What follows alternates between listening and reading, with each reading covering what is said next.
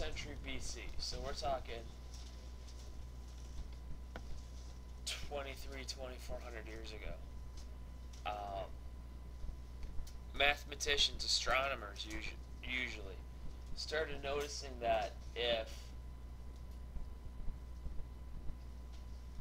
your right triangles were similar to each other, so for example, if you had a big triangle like this, where maybe this was, let's say that's 50 degrees and 40 degrees, and then you had a smaller triangle, but that was still 50 degrees and 40 degrees with the right triangle, that the sides were always proportional. That the ratio of any of these sides, if that's A, that's B, that's C, that's little a, that would be little b, that would be little c, and that's D, that's E, that's F.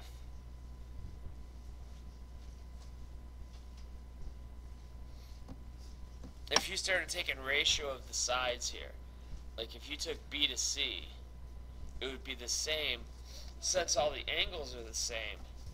If you said, alright, if I took B to C, the ratio of B to C, this would be equal to the ratio of E to F in this triangle. If I took like B to A, B over A, this was equal to E over D. And so what happened was, mathematicians found that just like in most everything that has to do with math, patterns evolved. Patterns just kind of jumped off the page at you. Good morning, ladies and gentlemen. Sorry for the late announcement. At this time, can we all stand for the Pledge of Allegiance? Right in the middle of the video. I pledge allegiance to the flag of the United States of America and to the republic for which it stands, one nation, under God, indivisible, with liberty and justice for all. Thank you to all those that came out last night for parent-teacher conferences. Please make sure that your IDs are on and visible at all times, secured around your neck, not tucked into your hoodie. Also, senior Jospins will be here during all lunches to turn in senior order forms or senior announcement packets. Remember, every minute, every day, Day of Pride is on display. Have a great Friday, folks.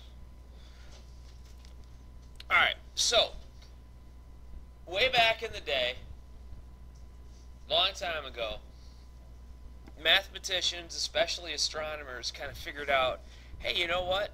If I drew any triangle that had the acute angles 50 and 40 degrees, if I took these ratios, B to C, no matter how big the triangles were, they always ended up being the same thing. This side to this side was always this side to this side. If I drew another one, it'd be the same thing, the same numbers over and over and over again. So, as long as I'm dealing with that one triangle that has those certain angles, that ratio is always and always the same.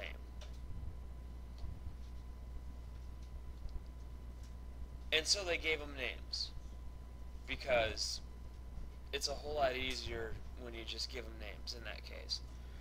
Now, in this case, for any right triangle,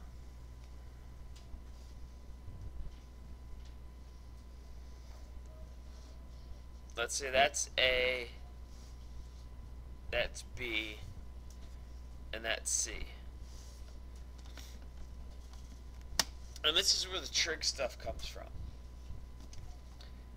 Let's take a look at just angle A, because it has to, when we're talking about our trig ratios, so these are our trigonomic ratios.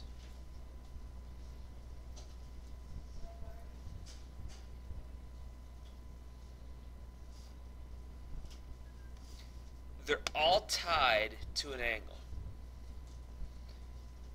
And so, even though we could figure out, for example, B over C was going to be the same for every situation, B over A over C, C over A over B, all that stuff is the same. What the mathematicians said were, alright, why don't we just kind of say, alright, let's anchor this to an angle. And if we can anchor it to an angle, we can come up with kind of like a logical, systematic way of coming up with these different ratios. So let's say we're starting with angle A. There's three things that you have to worry about when you're dealing with the trig functions. One is, if you take this angle like this,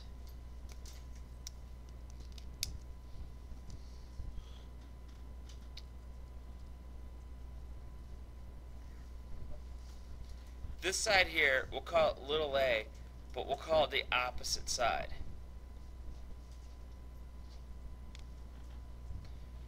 Or even better yet, the opposite leg. I like this a little bit better. So, there's going to be an opposite leg that we have to deal with. Then over here, since this is angle B and the side opposite B, we'll call it little b. We'll call this the adjacent leg. Bless you.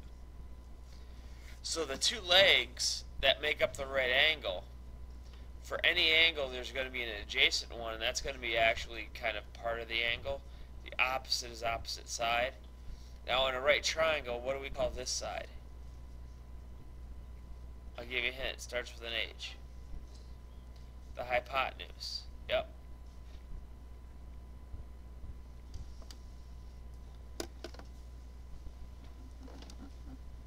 Now, this is key that you're able to actually figure out, alright, what's the opposite side, what's the adjacent side, what's the hypotenuse. Because there's 6 trig ratios. We're going to be dealing with 3. There's something called a sine. There's something called a cosine. And there's something called a tangent.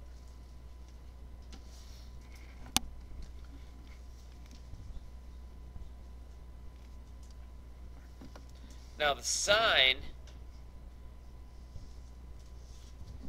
we're going to always simplify it down to sin. And that is not sin. So when you say this stuff, and you see this, we're going to see, you're going to see the word sin, but we're going to call it sine.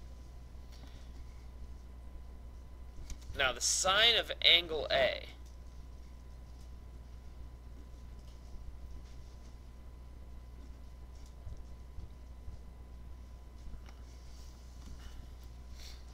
these are our ratios. And this is where the mathematician said, alright, well, anytime in a right triangle that we have an angle that is the size of angle A, these ratios are going to be true 100% of the time. Now for the sine of angle A, it's going to be the opposite leg divided by the hypotenuse.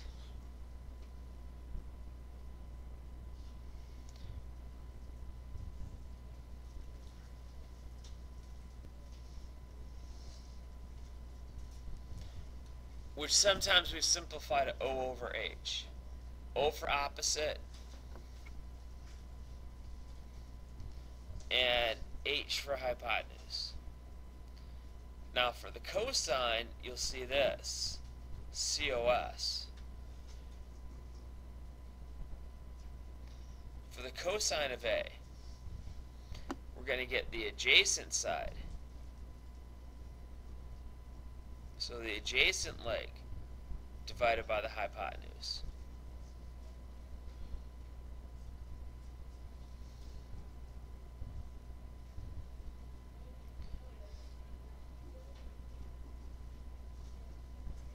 That's an A.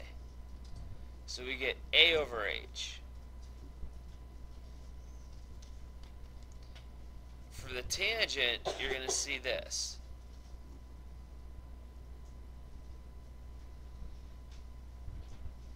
And for the tangent of A, it's just going to go opposite leg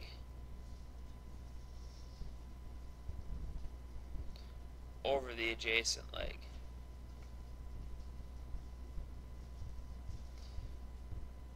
Which would be opposite over adjacent. Now, this is going to work for every single type of right triangle that you get. As soon as we have a right triangle,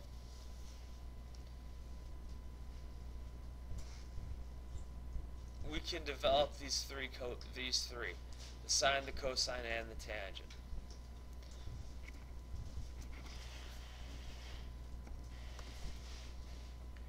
And everything has to do with being able to figure this part out here. Now,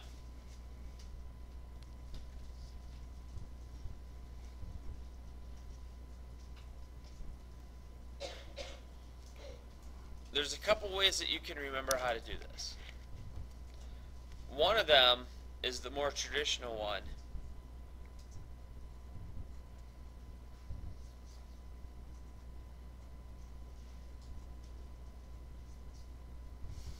SOHCAHTOA. The word SOHCAHTOA. And you can write it out in a bunch of different ways. I like writing out like this because what do you think the S stands for? Out of everything that we just did, what do you think the S stands for? Sine. And now you have the O and the H from the SO part opposite over hypotenuse. So if you get SOHCAHTOA and you remember SOHCAHTOA, then you know sine is going to be opposite side over hypotenuse. C for the ka part, C would be what? Cosine. And then you get adjacent over hypotenuse. And TOA is your tangent, and that's your opposite over the adjacent.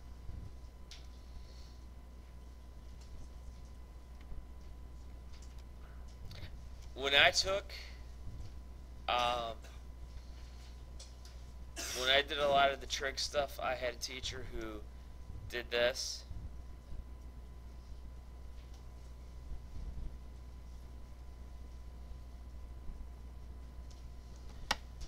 He came up with this, and he said, alright, we're going to create a sentence with this. Orville and Oliver have had algebra.